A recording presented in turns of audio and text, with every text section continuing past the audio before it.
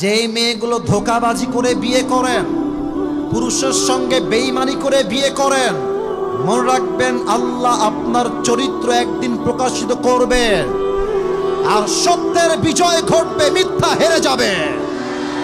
আমার প্রিয় বোনেরা, সতীত্বকে ধরে রাখেন।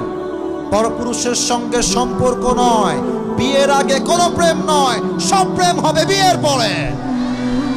3 নাম্বার কথা বলে আমি চ্যাপ্টার ক্লোজ করতে চাই। প্রত্যেকটা মা বোনদের জন্য বিনয়ের সাথে আবদার, আপনাদের যাদের বিয়ে হয়েছে বা আগামীতে হবে, দেখবেন বউ যদি ভালো হয়, স্বামী তার শ্বশুর বাড়িতে কল দেয়, এই যে স্বামীরা বুঝে গেছে। বউ যদি ভালো হয়, স্বামী তখন শ্বশুরকে ভালোবাসে, শাশুড়িকে ভালোবাসে, ফোন দিয়ে খোঁজ খবর নেয়।